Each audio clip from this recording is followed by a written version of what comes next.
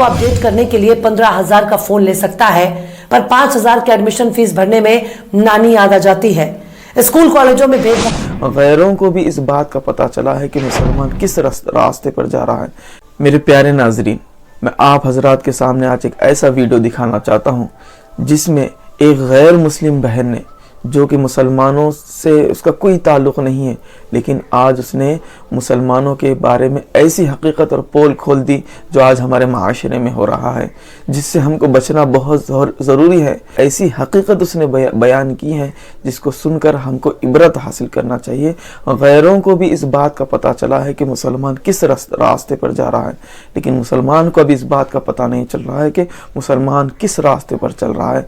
देखिए, इस बहन की बातों को सुने और समझे और उस पर अमल करने की पूरी कोशिश करें। आइए इस बहन को सुनते हैं। पर भारत के मुसलमान खुद को अपडेट करने के लिए 15,000 का फोन ले सकता है, पर 5,000 की एडमिशन फीस भरने में नानी याद आ जाती है। स्कूल कॉलेजों में भेदभाव के शिकार भी मुसलमान होते जा रहे हैं। इनके पास ना तो कोई सामाजिक लीडर है, ना ही पॉलिटिकल लीडर। अगर कोई सियासी लीडर इनकी क़यादत के लिए तैयार भी होता है तो ये खुद ही उसे आरएसएस का एजेंट साबित करने लगते हैं। मतलब इनके पास सब कुछ है पर कायदे की खोपड़ी नहीं है। बच्चों को हायर एजुकेशन से बिल्कुल दूर रखना चाहते हैं। खासकर लड़कियों के मामले में मुसलमान दिन ब दिन पिछड़ता जा रहा है। ये एकजुट होकर दरगाह बनाने के लिए पैसा इकट्ठा कर सकते हैं, एकजुट होकर कव्वाली के लिए चंदा वसूल कर सकते हैं, एकजुट होकर मुशायरे के लिए चंदा बटोर सकते हैं, एकजुट होकर महज एक रात के लिए बड़े शायर को बुलाने के लिए 5 लाख का चंदा इकट्ठा कर सकते हैं, पर एकजुट होकर खुद के लिए स्कूल कॉलेज यूनिवर्सिटी बनाने के लिए पैसा इकट्ठा नहीं कर सकते। फिरका परस्ती के नाम पर आपस में लड़ाने वाले मौलाना की तकरीर के लिए इनके पास पैसा है, पर अपने बच्चों को पढ़ाने के लिए ना तो इनके पास पैसा है, ना ही हौसला। एक फर्जी मुकदमा अगर पड़ोसी पर दर्ज हो जाता है तो हफ्तों तक मोहल्ले वाले उसके घर की तरफ नजर उठाकर भी नहीं देखते। यह है मुसलमानों का हाल। यूं ही कोई बुलडोजर लेकर नहीं पहुंच जाता।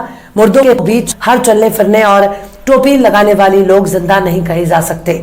जिंदा होने के लिए जिंदा नजर आना भी जरूरी है। इनके पास सब कुछ है, पर इकट्ठा होकर अपना नेता चुनकर संसद और विधानसभा में पहुंचाने की ताकत नहीं है। अगर मुसलमानों के बीच से कोई एक नेता खड़ा हो जाता है, उसको गिराने के लिए खुद इन्हीं के बीच से एक और मुसलमान खड़ा होकर मुकाबला करता है। लिहाजा ऐसे ऐसे लोग चुनाव जीतकर मुसलमानों के सिर पर तांडव करने लगते हैं, जिनको मुसलमान तो छोड़ दीजिए, हिंदुओं में ही ज्यादातर लोग नहीं जानते। मतलब आपस में लड़कर ये दूसरों को जिताने में यकीन रखते हैं, पर औकात नहीं है कि खुद का कोई नेता चुन सके जो इनकी सदन में आवाज पहुंचा सके। इस वक्त मुसलमानों ने बस एक ही महारत हासिल कर ली है, और वो है थाना।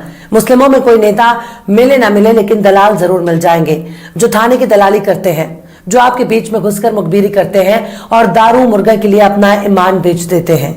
इसी तरह से जमीन की दलाली में मुसलमानों ने झंडे गाड़ रखे हैं। अगर शहरों की बात की जाए तो इनको पैसे की इतनी हवस है, ये दाढ़ी टोपी कर दलाली करते हैं ताकि दूर से कोई भी इनके बहुत बड़ा मुत्तकी और परहेजगार आदमी समझे, पर इनकी दाढ़ी के पीछे सारे ऐप छिपे हुए हैं। मिसाल